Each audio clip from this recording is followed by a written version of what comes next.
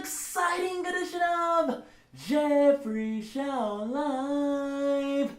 I'm your host, Jeffrey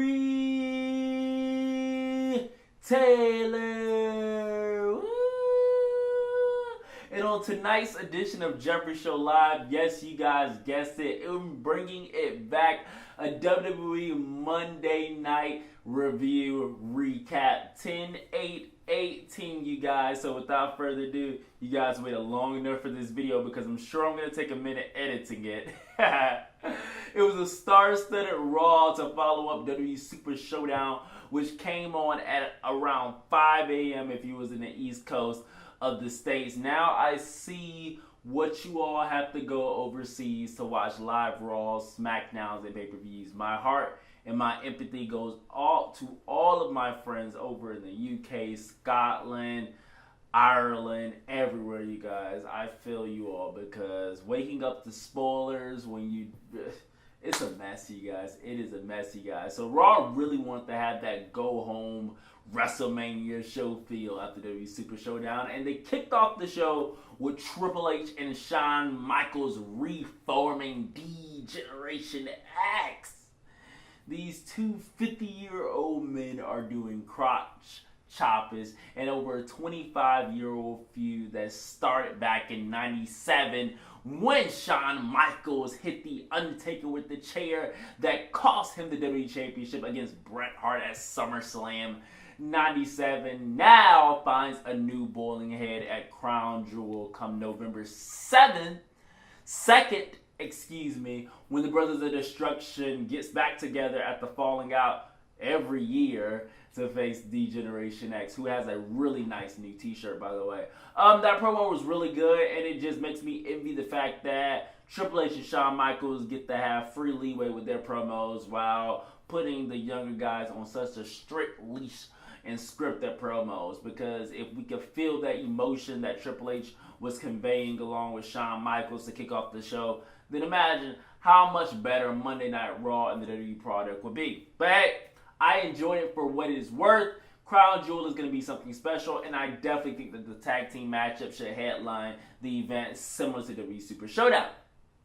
Now, in addition to that, the real show began when we had Kevin Owens facing Lashley and Lio Rush, and this was probably the best moments of the night for me, with a large thanks to Lio Rush, who was just so freaking entertaining as the hype man on the mic. He had swag, he had charisma, I love his voice. Lio Rush is the man of Monday Night Raw. Lashley has seemed to have taken a side to the bad side thanks to Lio Rush, and the crowd really pushed him there. Kevin Owens was being cheered. Fight, Owens, fight. This is probably the first time Kevin Owens has been a babyface in the WWE since his debut arrival, which he quickly turned heel. Now, Lio Rush did an excellent job with Lashley, but you have to give Lashley credit as well with his minion string after winning and defeating Kevin Owens. I loved everything about this promo. It was a good match. Lio Rush was excellent, and the follow-up backstage segment from the win, everything about this was great.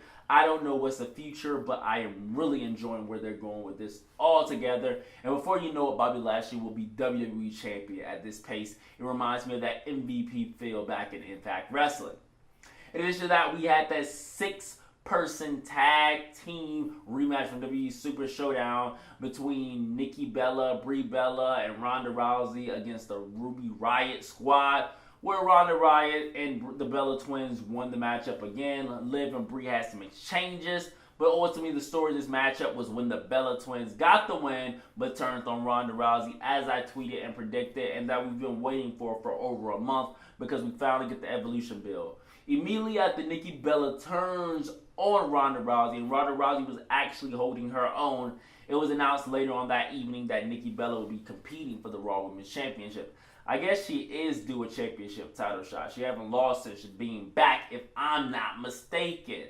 Ronda Rousey versus Nikki Bella, it would have been better if it was the Bella twins versus Ronda Rousey, but I'll take the Nikki Bella match. She's already elevating the matchup with her Instagram captions. The night continued with a couple squash matches that involved Finn Balor, Bayley, Bobby Roode, Chad Gable, Ascension, and all those good people and all that good stuff that I really don't have the time to talk about. I actually really didn't care about Mickie James and Alexa Bliss having a tag team match against Evolution now against Trish Stratus and Lita. Call me a hater, call me a legend hater, whatever, but I just don't have the enthusiasm for it. Now, Alexa Bliss apparently isn't 100%, but why ruin it for the fans? There's so many talented people on the roster, but I guess they're going with the draws. This tag team matchup at Evolution is now official, which I want to be on something like Raw to help build Evolution. But it is what it is. Nia Jax versus Ember wasn't that interesting as well. But one of my favorite moments of the matchup was when Kurt Angle was dressed up as the Los Conquistadors. Maybe I'm pronouncing it wrong, but it's what Edge and Christian and Kurt Angle is back to a throwback in 2000. And it was revisited back in 2018 when he won this battle royal that qualified him in the WWE 2018 World Cup by Lashley eliminating Baron Corbin. Really excellent storytelling, and things like that makes me love wrestling because it's just an amazing entertainment spectacle in my opinion. And there's some huge words being used, but it was just a really feel-good moment. Shout out to the legend Kurt Angle. In addition to that, we have Paul Heyman that was on the show, building Brock Lesnar and his client, the UFC ghetto. I don't think Brock Lesnar want anything a part of that ghetto mess that's happening over there. Fights breaking out, riots breaking out in a sense.